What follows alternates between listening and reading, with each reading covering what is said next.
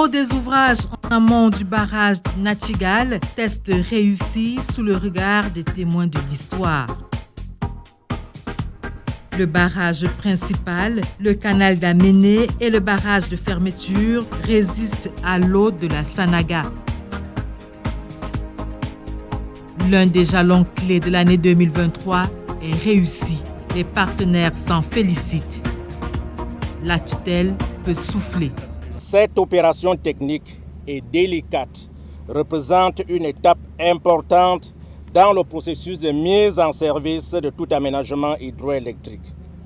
De façon concrète, elle consiste à remplir pour la première fois le barrage par l'ouverture de toutes les voies d'eau pour l'alimentation de l'usine de production d'électricité. Ces tests préfigurent de la mise en service du groupe numéro 1 de 60 MW prévu en décembre prochain. C'est qu'au mois de juin 2023, le taux d'avancement global du chantier de Nachtigal est de 87,6%. L'aménagement hydroélectrique de Nachtigal est un vaste chantier à 50 km au nord-est de Yaoundé. Avec une capacité de production de 420 MW, le barrage de Nachtigal jouera un rôle essentiel dans la réponse aux besoins énergétiques du pays. Les travaux ont dépassé 87% d'avancement au mois de juin, avec le lot de génie civil géré par CCN à 87%. Nous démarrons aujourd'hui le remplissage du réservoir de Nachtigal, qui est une étape clé dans la mise en service des ouvrages.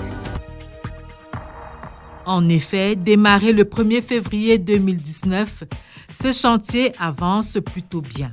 Les études géologiques de l'encaissement du barrage principal ont été réalisées de 1971 jusqu'à nos jours. Et dans la phase d'exécution, le rôle du géologue était de vérifier la conformité des données lithologiques et structurales aux notes d'hypothèse. C'est ce qui a été fait. Et ensuite, il fallait donc étudier la lithologie, la fracturation pour la stabilité de l'ouvrage. Après cette étude, on mettait alors à la disposition du constructeur tous les fonds de fouilles. La construction des ouvrages amont s'est passée en 3 principales phases. La première a été la mise hors d'eau initiale qui a permis d'implanter les principaux ouvrages de la zone amont, à savoir le barrage de fermeture, les ouvrages de prise d'eau entrée-canal, les dérivations définitives et provisoires. La deuxième phase est celle de la construction d'un autre batado qui a permis d'implanter la plus grande section du barrage principal. La troisième phase et la dernière est celle de la construction d'un batado qui a nécessité au préalable le basculement des eaux de la Sanaga vers les dérivations provisoires qui étaient déjà achevées. Ce dernier batadage a permis d'achever la construction du barrage principal jusqu'en rive droite et dont la longueur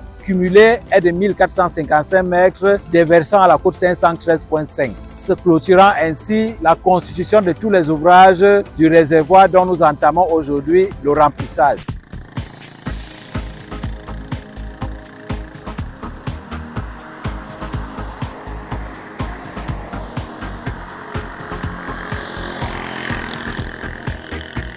La ligne de transport,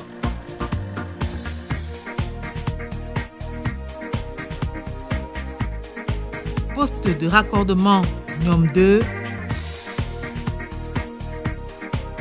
Nachtigal est entièrement construite.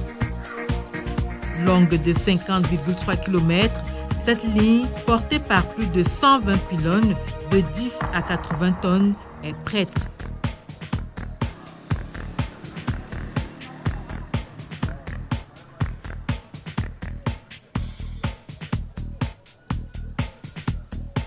L'électricité produite ici sera injectée dans le réseau interconnecté Sud via cette infrastructure. Il y a le poste qui doit accueillir cette énergie de Nachtigal. Il s'agit du poste haute tension de NIOM 2.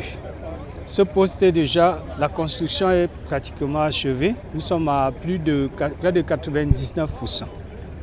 Il y a aussi 2 lignes de transport qui sont associées à cet ouvrage, notamment la ligne 225 kV qui va de NIOM 2 à Oyoma-Ban et ensuite la ligne 90 kV qui va de NIOM 2 à Ngousso. Ces lignes sont en train d'être construites et nous avons bon espoir qu'avant que les dernières turbines ne soient mises en service au niveau du barrage de Nachtigal, toutes ces lignes soient achevées. Mais dès décembre 2023, date consacrée à la mise en service des premières turbines de Nachtigal, le réseau de transport sera prêt, n'est-ce pas, pour accueillir cette énergie-là. Également prêt à l'emploi, la cité d'exploitation destinée à l'ensemble des personnels commis à cette tâche. Sizo-Lieu-dit et Manabachenga, la cité d'exploitation, c'est un peu plus de 60 logements et une résidence de passage de 10 chambres pourvue en commodités essentielles. Le barrage hydroélectrique de Nachtigal, c'est aussi des travaux de génie civil, aujourd'hui exécutés à 89,1%. 21 mois de travaux, 270 000 m3 de béton coulé sur la rampe d'accès à l'usine de réserve, sur le barrage de fermeture rive gauche, les ailes de fermeture béton compacté au rouleau rive gauche et rive droite, également sur le barrage principal de 1,4 km de long.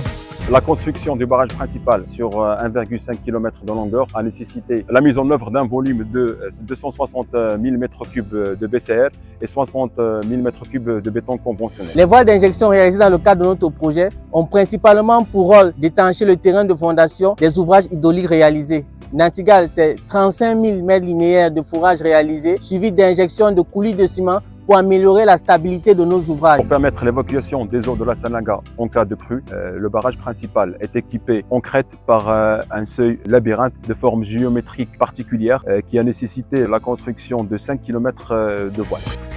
L'électromécanique n'est pas un reste, 83,7% de taux d'avancement. Il est constitué de 7 groupes de 60 MW chacun et d'un poste de production. Pour sa première mise en eau et tout au long de la vie de l'ouvrage, le barrage va être surveillé par plusieurs dispositifs d'auscultation, dont 426 drains comme celui-ci et 30 cellules piézométriques pour le comportement hydraulique. Le comportement mécanique, quant à lui, est ausculté à l'aide d'une centaine de repères de nivellement et de 8 bornes GPS. Les mesures d'auscultation en phase de première mise en eau vont permettre de s'assurer, en étant analysées conjointement par CCN et NHPC avec l'aide de la division technique générale d'EDF dont c'est la spécialité, de vérifier que le comportement de l'ouvrage est conforme aux hypothèses et ensuite en phase d'exploitation de s'assurer que le niveau de sûreté est maintenu. Au final, c'est 420 MW de puissance installée qui sont attendus ici. Et une fois livré, le barrage de Nachtigal va couvrir 30% des besoins en électricité au Cameroun.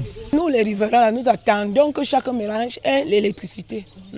C'est ça que nous attendons en ce qui concerne l'électricité du barrage. Par rapport au barrage de Nachtigal qui est en cours de finition, les tracasseries d'énergie électrique dont nous sommes victimes tous les jours, nous espérons bien que cela prendra fin. On a beaucoup plus de coupures d'électricité ici à Niamey. On a passé toute la journée dans le noir. On espère que ça va aller mieux avec ce qu'on nous installe en haut là. On veut être les premières personnes à bénéficier de ce projet parce qu'on a souvent beaucoup de coupures à Niom. Or, à Niom, actuellement, ce projet-là. On espère qu'on aura un bon courant parce qu'on n'a pas vraiment le courant. Trop de coupures. On espère que dès que les travaux vont finir, on aura le courant en plein temps. Le barrage hydroélectrique de Nachtigal intègre aussi la construction des ouvrages associés tels que le poste, la ligne d'évacuation 225 kV biterne de Nachtigal à Niom 2 et une petite usine pied pour l'alimentation des auxiliaires et populations riveraines, notamment les populations de Bachenga, de Bala, de Koteng, de Banjok et de Nanga et Boko. Fruit d'un partenariat public-privé à succès, l'aménagement hydroélectrique de Nachtigal, c'est 1,2 milliard d'euros d'investissement, dont 15% issus de l'État du Cameroun. Et le reste d'un pool constitué d'institutions de développement international, parmi lesquelles EDF, mais également des banques locales. L'actionnariat de la dite société est composé de l'État du Cameroun à hauteur de 15%, de l'Électricité de France à hauteur de 40%, la Société financière internationale 20%, Africa 50 15% et Stoa 10%.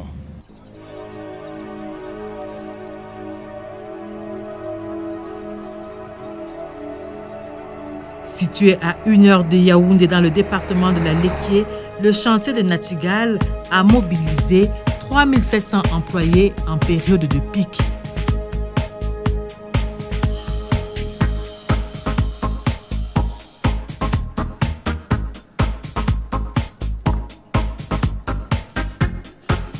Mieux, Nachtigal, c'est 0% de CO2. L'ambition du respect des normes environnementales est de mise. Tout au long de ce projet, nous avons tenu à respecter scrupuleusement les exigences réglementaires et les meilleurs standards internationaux en matière d'environnement et de responsabilité sociale. Nous avons travaillé en étroite collaboration avec les parties prenantes pour minimiser notre impact sur la nature environnante et maximiser les effets bénéfiques de ce projet sur les populations environnantes. Dans le cadre de la réalisation de notre projet, nous avons d'abord réalisé une étude d'impact environnemental et social. Ceci pour identifier les impacts potentiels qui pouvaient affecter la faune, la flore et également les populations affectées par notre projet. De cette étude d'impact environnemental et social et différents outils de gestion environnementale et sociale, parmi lesquels le plan d'action biodiversité. Dans ce cadre, effectivement, nous avons réalisé un plan de sondage phonique. Le sondage phonique, c'est pour identifier les espèces en présence sur la zone de projet. Toutes ces mesures-là visent en fait à minimiser les cas de mortalité des animaux qui pourraient être pris au piège par les eaux lors de l'opération du remplissage.